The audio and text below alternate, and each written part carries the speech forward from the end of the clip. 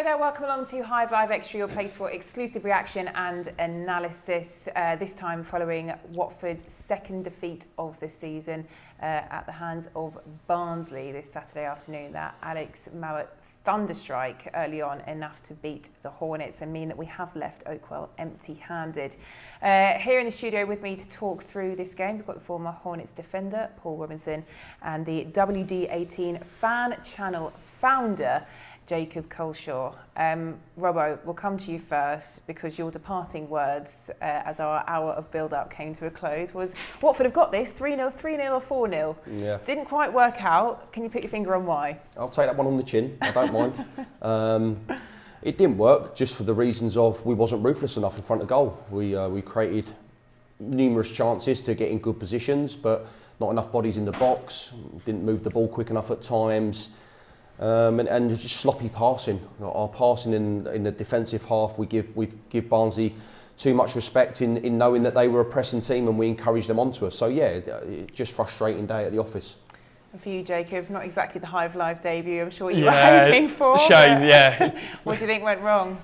I think Robbo hit the nail on the head. We just weren't clinical enough, number one in the final third, and I just felt, as we said, I said it every time beforehand, the midfield is where it's going to be won or lost. And I just felt there was not enough runners from midfield. There was no one driving with the ball. I think maybe Capoue once in the first half, and that actually created the chance down the right-hand side. So, yeah, that was really disappointing today, I thought.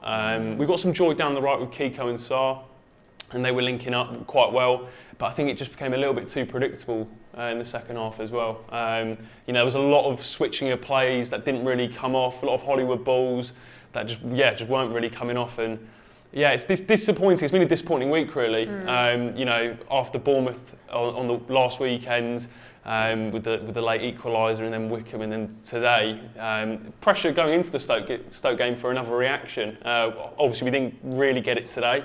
But will be interesting to see what Ivic does with the tactics and whether he makes any changes to the lineup.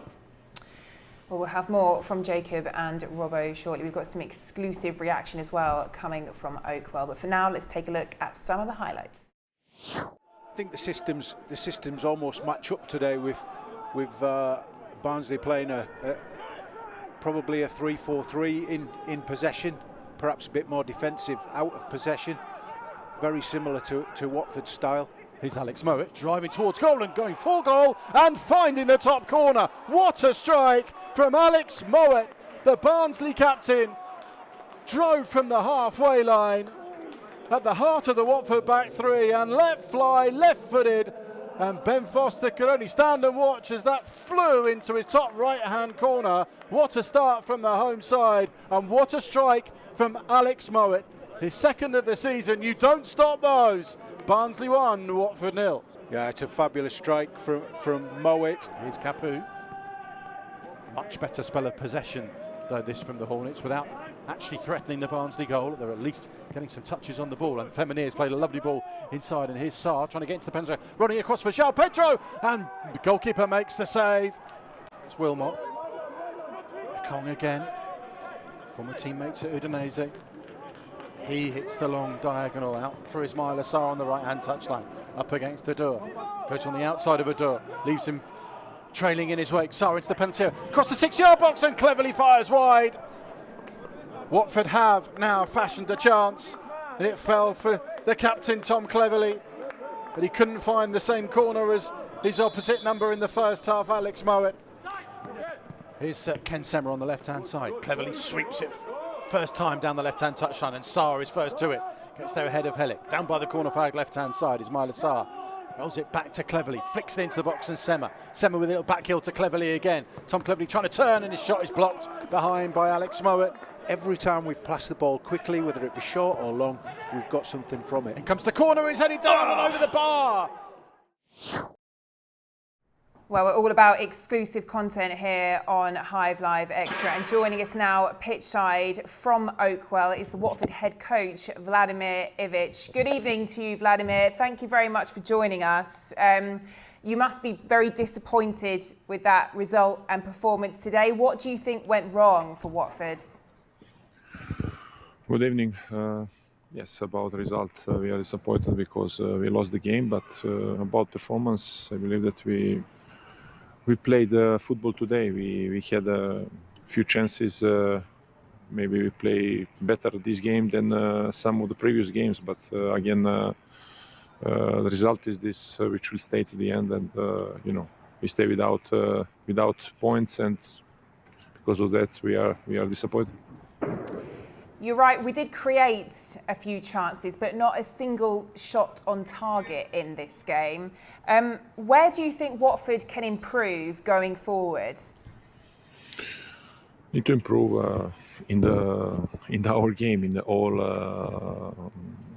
If you speak about the game, we speak about defense, about transition game, about attack. All these things we want to improve.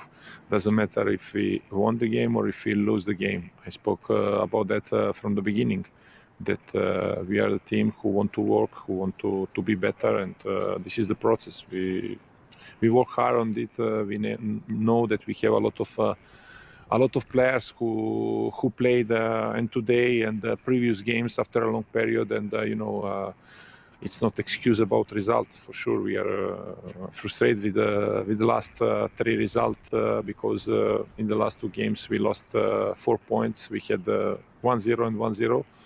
Today we stay from the beginning behind with 1-0 from our opponent, but after that I believe that we play football, we push, we create some opportunities. Maybe we didn't shoot on the target, but I believe with a few chances in the second half and in the first half, 1 or 2, we could score 1 goal. We need to work. Just with the work, we can be better. That is perhaps 2 disappointing performances, though, we've seen back to back. Is there anything you're thinking about changing as you prepare for the game on Wednesday against Stoke City? Is a change in formation something you might consider? So that we play with the system, what player we have in the team. This is the system what we use, in this moment we start to play with this system. Normally if we will have some other solutions in our squad to change the system, we can do it. Until now I don't see it, and we will continue to work day by day to improve our game in this system what we play, and try to be better. All right, we'll leave it there, Vladimir. Thank you very much for your time. Commiserations this afternoon, but we look forward to seeing you back here at Vicarage Road on Wednesday. Thank you. Thank you. So great to hear from the Watford head coach Vladimir Ivic pitchside at Oakwell. Just picking up on a few points he said there then, Robbo, admitted we need to improve our game in all areas of the pitch. He did point out we have a lot of players who have played a lot of games, but I suppose you can say that's the same for everyone in this league. There are a lot of fixtures to be played, and actually it's Watford's team that a lot of people are looking at and thinking, look at the strength in depth that we've got. Yeah. And he has, like you say, a great squad of players at his disposal to use. It's now what formation does he feel is best for this squad of players? We've seen that he started with the 3-4-3. He's then changed it to a 4-3-3, but with Capoue dropping in as a centre half to make the fullbacks more expensive. So will he go to that against Stoke? I just think he's got a great squad of players to use at his disposal compared to other ones. Yes, it's the Championship, it's physical, it's mentally draining as well. He's got a lot of players to choose from. He's even got the likes of Andre Gray now, Will Hughes, Troy Deeney, who's coming back to fitness. So then players will only make the squad even stronger. But it's how is he going to use them players to his best advantage of like the formations that he wants to play. Only time's going to tell. And the questions we will ask is what is the best squad to play with, the best formation to play with this squad of players. Yeah, let's try and stick to the positive, shall we? You've mentioned there the players that were introduced in that second half and the change in formation, Jacob. It'd be interesting to get your thoughts on those players that did come in and, yeah, that adjustment that he made. Yeah, I think it was a big positive, obviously, seeing Andre come back in and Hughesy as well. Obviously, it's been a long time since we've seen Hughes back in a Watford shirt, and that's great to see because I think he'll be a big player for us this season. And I think it's easy to forget it is early days still. We're 9 games into the season, so a 46-game Championship season. There's a lot of fixtures, a lot of time for this Watford team to settle in. But I think, great to see Hughes and Gray back in. And that's a big bonus. And I guess the big question now on Watford fans' lips is, will they start against Stoke on Wednesday? I'd probably be tempted to put Andre Gray back in there, as we touched on in the show. You know, we were lacking a little bit of penetration up front, really. And I think Andre Gray would be the person you'd want to bring in. And also Hughes in the midfield, because I think what Hughes gives you is someone who can drive from midfield. And I think, as I said, there was a big gap between the midfield and the attack today.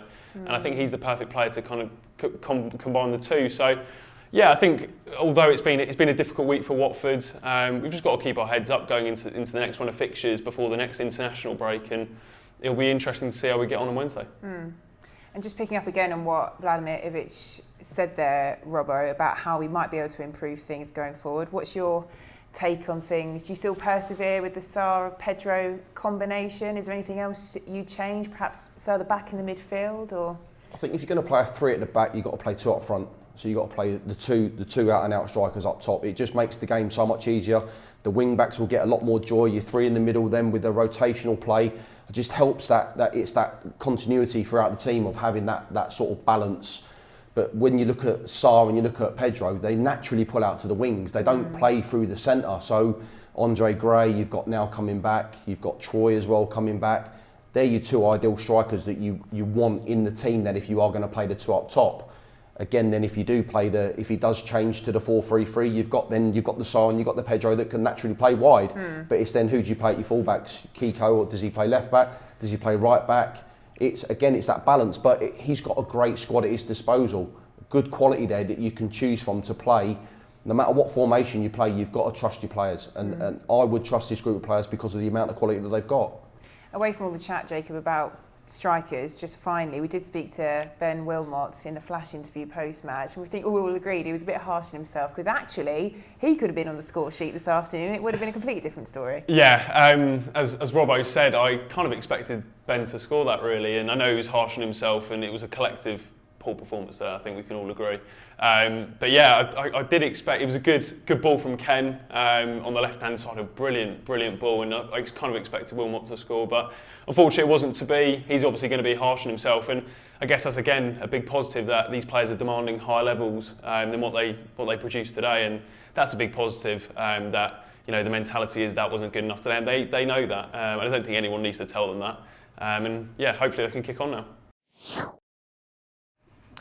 Final thoughts then, Robbo. I think Jacob's done quite a good job there of leaving things on a high. So onwards and upwards for Wednesday. What do we need to take forward from what's been a disappointing week, really, and put right on Wednesday?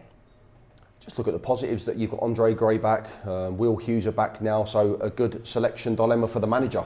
Get them in the team, the quality, and just keep doing all the right things that they were doing from the start of the season, and the positive results will come back again. Yeah, well, on that note, we will say goodbye now, and also to our guests, Paul Robinson and Jacob Coleshort. Jacob, I know it wasn't the debut you hoped for, but we've got a long season, as you've mentioned, to put that right. And we look forward to seeing you again on Wednesday. So just a reminder, it is a bit of an earlier kick-off time at 7 o'clock, so Hive Live will be on air from 6. That's watfordfc.com/Hive Live, and we look forward to seeing you then.